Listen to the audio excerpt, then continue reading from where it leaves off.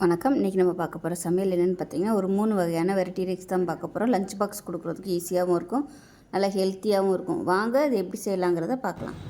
இப்போ ஒரு குக்கர் எடுத்துக்கலாம். தேவையான அளவுக்கு எண்ணெய் சேர்த்துக்கலாம். நான் வந்து கடலை எண்ணெய் யூஸ் பண்ணுறேன். இப்போ இதில் நெய் சேர்த்துக்கலாம். ஒரு 2 டீஸ்பூன் அளவுக்கு நெய் சேர்த்துக்கலாம். இப்போ எண்ணெய் சூடானதும் ஒரு பிரியாணி இலை, பட்டை, கிராம்பு, ஏலக்காய், கொஞ்சமாக கல்பாசி இது எல்லாத்தையும் சேர்த்துக்கலாம். இப்போ இது எல்லாமே நல்லா பொரிய ஆரம்பிக்குது. ஒரு கைப்பிடி அளவுக்கு புதினா சேர்த்துக்கலாம். அது கூடவே கொஞ்சமாக கொத்தமல்லியும் சேர்த்துக்கலாம். இப்போ ஒரு கைப்பிடி அளவுக்கு சின்ன வெங்காயம் சேர்த்துக்கலாம். சின்ன வெங்காயம் நல்ல ஒரு ஃப்ளேவர் கொடுக்கும்.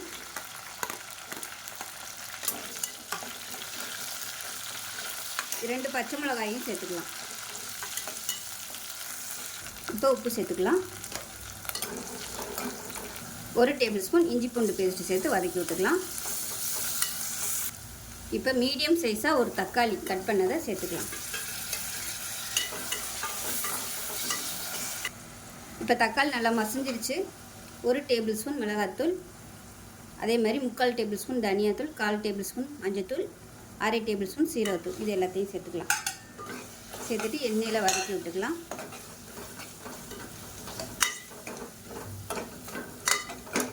நல்லா வதக்கி விட்டுட்டு இப்போ காய்கறிகளை சேர்த்துக்கலாம். நான் வந்து இந்த டம்ளரில் தான் அரிசி எடுத்திருக்கேன். அதனால் இதே டம்ளரில் எல்லா காய்கறிகளும் சேர்த்து ஒரு டம்ளர் எடுத்துக்கோங்க. நான் வந்து கேரட்டு, பீன்ஸு, காலிஃப்ளவரு, பட்டாணி, உருளைக்கிழங்கு எல்லாமே எடுத்திருக்கேன். காலிஃப்ளவர் வந்து உப்பு மஞ்சத்தூள் போட்டு சுடுதண்ணில் போட்டுட்டு தான் நான் எடுத்து வச்சுருக்கேன். இப்போ எல்லாத்தையும் சேர்த்துக்கலாம். இப்போ நல்லா வதக்கிக்கலாம். இந்த அளவு சேர்த்திங்கன்னா உங்களுக்கு ஒரு டம்ளருக்கு கரெக்டாக இருக்கும். அளவு தெரியாமல் நம்ம காய்கறிகள் நிறைய போட்டோம்னா சாதம் கம்மியாக இருக்கும், காய்கறிகள் வந்து அதிகமாக இருக்கும்.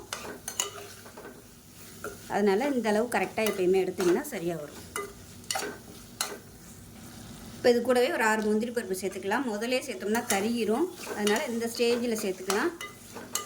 விசில் விட்டு வரும்போது அந்த முந்திரியோட ஃப்ளேவர் எல்லாமே அந்த பிரியாணியில் இறங்கும். டேஸ்ட்டு சூப்பராக இருக்கும், வாசனையும் நல்லாயிருக்கும். இப்போ இப்படியே இது வேகட்டும். காய்கறி கொஞ்சம் மூடி வச்சிடலாம். அந்த தக்காளியில் உள்ள ஈரப்பதத்திலே காய்கறி வேகட்டும் பார்க்கலாம். இப்போ பாருங்கள், காய்கறி ஓரளவுக்கு நல்லா வெந்திருக்கும். ஒரு அரைப்பதம் நல்லா வெந்திருக்கும். இப்போ இந்த ஸ்டேஜில் தேங்காய் பால் சேர்த்துக்கலாம். எந்த கிளாஸில் எடுத்தோமோ அதே கிளாஸில் 1 டம்ளருக்கு தேங்காய் பால், 3/4 டம்ளருக்கு பசும்பால், பாக்கெட் பால் எதுனாலும் சேர்த்துக்கலாம். இது கொதிக்கட்டும். நான் வந்து இந்த டம்ளரில் தான் 1 கிளாஸ் அளவுக்கு அரிசி எடுத்திருக்கேன். ஜீரக சம்பா அரிசி நல்லா கழுவிட்டு 1/2 மணி நேரம் நல்லா ஊற வச்சுட்டு தண்ணி வடிகட்டி வச்சுருக்கேன். இப்போ அதே கிளாஸில் 1/2 டம்ளர் அளவுக்கு நம்ம தண்ணி ஊற்றணும். இப்போ காய்கறிகள்லாம் இருக்கிறதுனால நான் கொஞ்சம் ஒரு 1/4 டம்ளர் அளவுக்கு எக்ஸ்ட்ரா வச்சுருக்கேன். 1 டம்ளருக்கு தேங்காய் பால், 3/4 டம்ளருக்கு பாக்கெட் பால் இல்லை பசும்பால் எதுனாலும் சேர்த்துக்கலாம். இப்போ இது கொதிக்கட்டும். இப்போ கொத்தமல்லியில் சேர்த்துக்கலாம். இப்போ நல்லா கொதிக்குது. ஒரு 1/2 மூடி எலுமிச்சம்பழ ஜூஸ் மட்டும் பிழிஞ்சு விட்டுக்கலாம். பிழிஞ்சு விட்டுட்டு ஜீரக சம்பா ரைஸு தண்ணி வடிகட்டி வச்சுருக்கேன், அதை சேர்த்துக்கலாம். சேர்த்துட்டு கலந்து விட்டுக்கலாம். நல்லா கலந்து விட்டுட்டு குக்கரை மூடி வச்சிடலாம். இப்போ ஒரு கொதி வரட்டும். இந்த ஸ்டேஜில் உப்பு எப்படி இருக்குன்னு பார்த்துட்டு உப்பு பத்தலைன்னா சேர்த்துக்கலாம். இப்போ லாஸ்ட்டாக ஒரு தடவை நல்லா அடியில் வந்து கலந்து விட்டுட்டு குக்கரை மூடி வச்சிடலாம். 2 விசில் விட்டுட்டு ஸ்டீம் போனதுக்கப்புறம் பார்க்கலாம். இப்போ எப்படி இருக்குன்னு பார்க்கலாம். பாருங்கள், சூப்பராக நல்லா உதிரி உதிரியாக வந்துருச்சு. பாருங்கள், நல்லா கமகமன் வாசனையாக சூப்பராக இருக்குது. ஸோ ரைத்தாவோட வச்சு சாப்பிட்றதுக்கு அருமையாக இருக்கும். செஞ்சு பாருங்கள். செஞ்சு பார்த்துட்டு எப்படி இருந்துச்சுங்கிறத சொல்லுங்கள். வீடியோ பிடிச்சிச்சுன்னா லைக் பண்ணுங்கள், கமெண்ட் பண்ணுங்கள், சேனலை சப்ஸ்கிரைப் பண்ணுங்கள், பக்கத்தில் பெல் பட்டனையும் ப்ரெஸ் பண்ணுங்கள். நன்றி. இப்போ ஒரு மிக்ஸி ஜார் எடுத்துக்கலாம். 4 பச்சை மிளகா சேர்த்துக்கலாம். 3 கிராம்பு, 2 ஏலக்காய், சின்னதாக 2-3 துண்டு பட்டை, 5 பல் பூண்டு, ஒரு 4 துண்டு இஞ்சி, கொஞ்சமாக ஒரு பிடி அளவுக்கு புதினா, அதே மாதிரி ஒரு பிடி அளவுக்கு கொத்தமல்லி. இது எல்லாத்தையுமே நல்லா நைஸாக அரைச்சிக்கலாம். ஒரு பேன் எடுத்துக்கலாம். கொஞ்சமாக எண்ணெய் விட்டுக்கலாம். இப்போ கொஞ்சமாக உப்பு சேர்த்துக்கலாம். அதே போல் கொஞ்சமாக மிளகாத்தூள், கொஞ்சமாக மல்லித்தூள், அதாவது மஞ்சத்தூள்.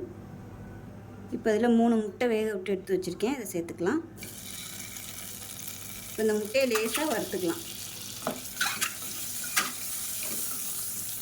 இப்போ இந்த முட்டையை வேறு பவுலுக்கு மாற்றிக்கலாம். இப்போ அதே கடாயில் இன்னும் கொஞ்சம் எண்ணெய் சேர்த்துக்கலாம். இப்போ இதில் கொஞ்சமாக நெய் சேர்த்துக்கலாம்.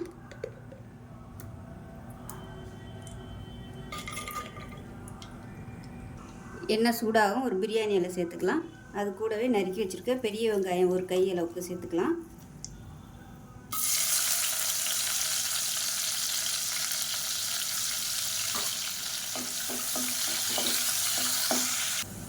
இப்போ வெங்காயம் நல்லா ப்ரௌனாக வதங்கிடுச்சு. மீடியம் சைஸாக ஒரு தக்காளி சேர்த்துக்கலாம். நல்லா பொடியாக கட் பண்ணிவிட்டு சேர்த்துக்கோங்க. தக்காளி நல்லா வதங்கிடுச்சு. இப்போ அரைச்சி வச்சுருக்க அந்த புதினா பேஸ்ட்டை சேர்த்துக்கலாம். பேஸ்ட்டை சேர்த்துட்டு நல்லா வதக்கிக்கலாம். இப்போ இது கூடவே 1/2 டேபிள் ஸ்பூன் தனியாத்தூள், 1/2 டேபிள் ஸ்பூன் மிளகாத்தூள், 1/4 டேபிள் ஸ்பூன் மஞ்சத்தூள் சேர்த்துக்கலாம்.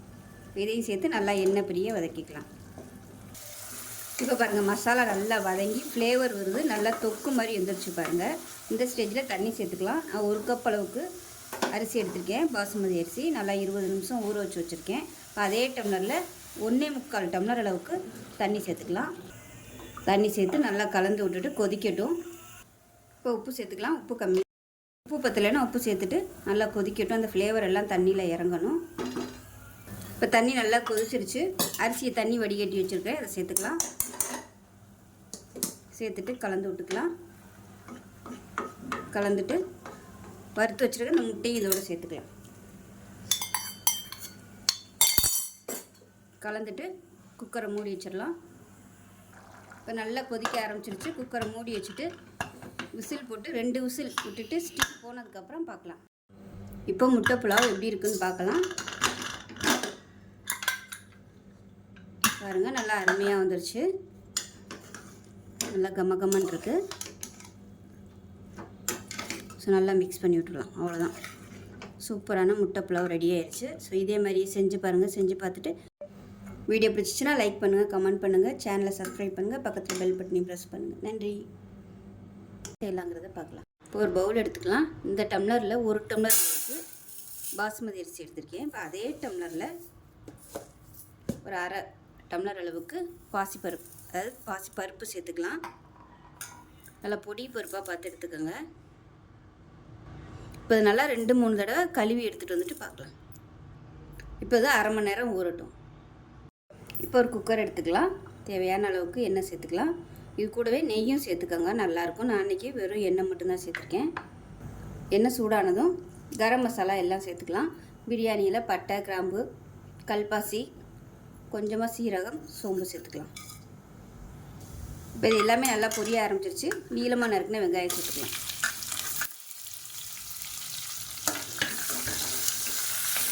வெங்காயம் லேசாக வதங்கினதும் 1 டேபிள் ஸ்பூன் இஞ்சி பூண்டு பேஸ்ட்டு சேர்த்து வதக்கிக்கலாம்.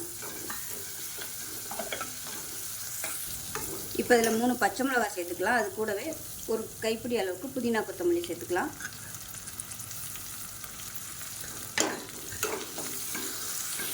இப்போ மீடியம் சைஸாக ஒரு தக்காளி சேர்த்துக்கலாம். இப்போ இதில் காய்கறி சேர்த்துக்கலாம். கேரட், பீன்ஸ், பட்டாணி, உருளைக்கிழங்கு எல்லாமே ஒரு கைப்பிடி அளவுக்கு சேர்த்துக்கலாம்.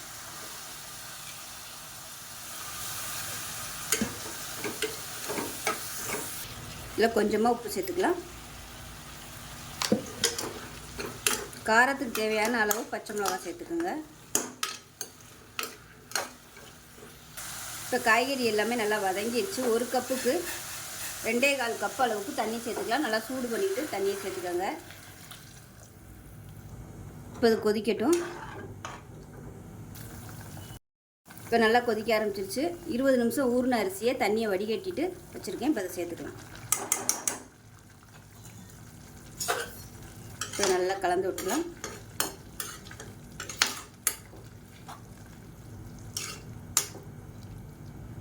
ரெண்டு விசில் விட்டுட்டு ஸ்டீம்லாம் நல்லா இறங்கினதுக்கப்புறம் ஓப்பன் பண்ணலாம். உப்பு செக் பண்ணி பார்த்துட்டு உப்பு பத்தலைன்னா உப்பு சேர்த்துக்கலாம். இப்போ அதை மூடி வச்சுக்கலாம். 2 விசில் விட்டுட்டு ஸ்டீம் போனதுக்கப்புறம் பார்க்கலாம்.